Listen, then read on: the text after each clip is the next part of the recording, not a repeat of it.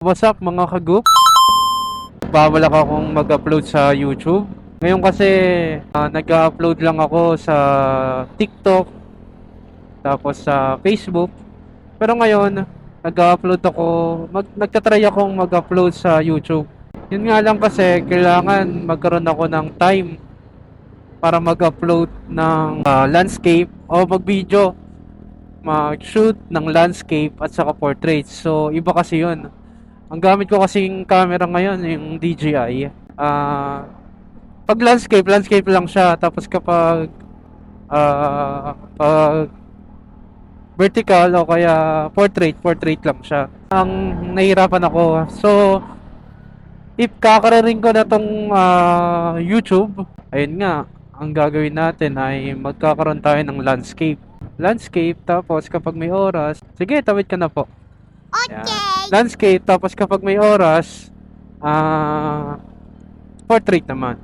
So, hindi ko alam kung anong ipapriority ko. Pero kasi, dito, baka mag-long form ako sa YouTube.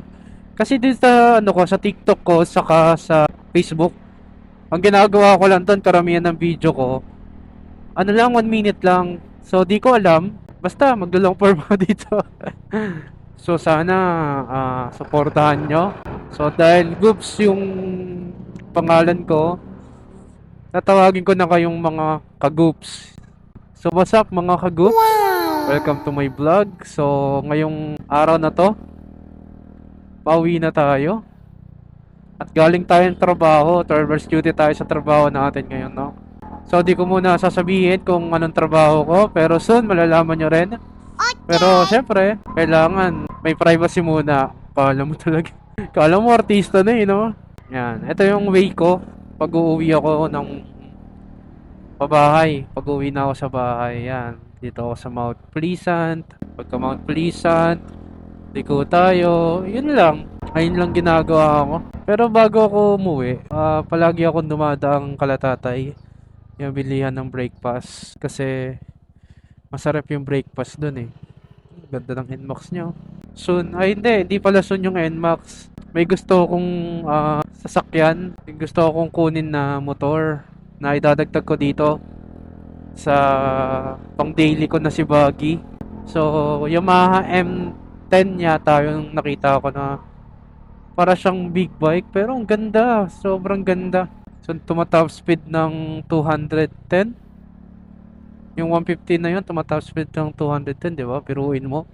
Sa kalaki na naked sports bike na yun, ganun yung niya, yung bilis na ibibigay niya. Hindi ko lang alam kung tama yung research ko So, yan, dito tayo sa may SNR. Yan, SNR. Sa may Toyota. Alam ko Toyota tong gilid Tayo, ayan. Ay, Nissan pala, sorry. Sorry naman, Nissan pala. So, yan, dito tayo. Ito lagi yung way natin pag papasok, pauwi tayo. Kasi ito yung pinaka-the best at pinakamalapit para sa akin. Tsaka kapag dadaan ka dito, isang stoplight lang yung dadaanan mo. Tapos puro shortcut na. Kaya ito yung napili ko na daanan palagi. Tsaka, guys, hindi ko alam kung ilang minutes ba dapat ang pag-upload sa long form. Di ko alam kung ilang minutes kasi first time ko sa YouTube, ikakarirang YouTube. So may Facebook naman ako. May followers ako na 8,200. Pero kasi malay mo, 'di ba? Pang YouTube pala ang power natin, hindi pala pang Facebook.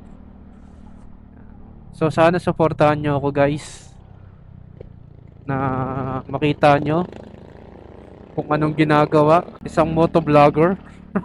Lahat naman ginagawa no? Saka lahat rin, ginagawa rin ng motovlogger no? Wala na akong ibang makita o unique na nakikita na ginagawa ng mga motovlogger. Motovlogger, ganyan. Pupunta kahit saan, tapos hanap ng spot, magsushoot ng mga ng mga magagandang tanawin.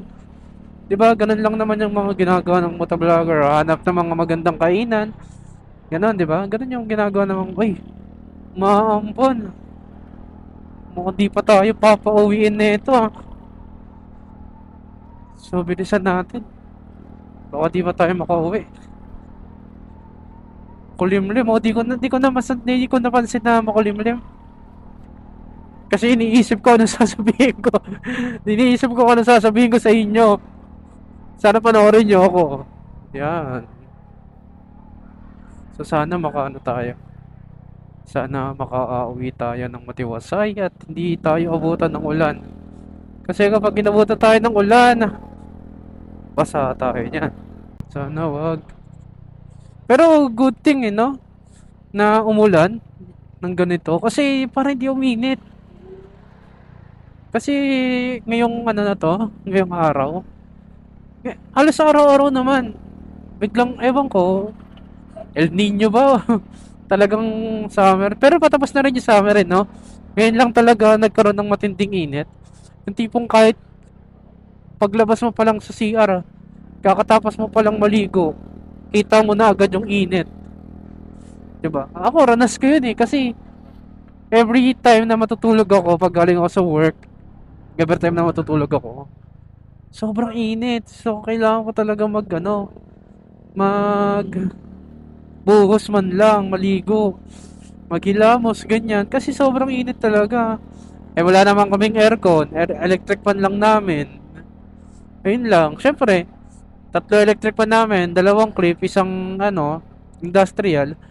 Syempre, kapag kaya naman, di ka na binubuksan yung industrial kasi mas malakas kung konsumo yun. Saka pangalawa, kapag clip pan yung gamit ko, nakamount lang siya sa nakamount lang siya sa bintana namin.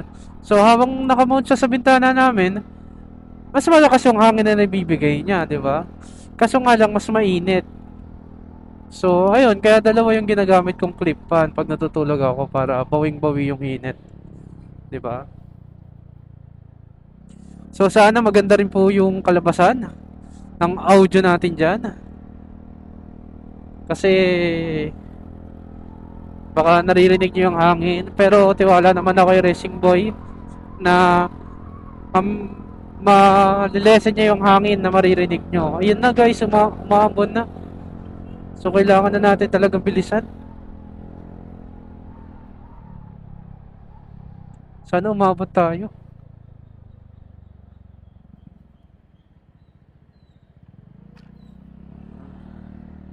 Bait ni Kuya. Kuya nakakotsa na black, shoutout sa'yo. Talagang uminto ka pa talaga para magbigay. Eh, uminto rin ako. Mapagbigay rin ako talaga no? Talagang talaga, mapagbigay rin Pero ganyan talaga dapat, nagbibigayan sa daanan. Para iwas aksidente kung di naman nagmamadali, di ba? Pero kasi dapat mag-ingat pa rin talaga kahit na sabihin mo nagmamadali.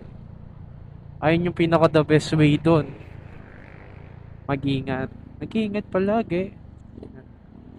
Ingat kuys, shoutout sa'yo. So yun lang mga goops. Mga goops. So yun lang mga ka-goops. Sana supportahan nyo ako sa journey ko sa pag-YouTube.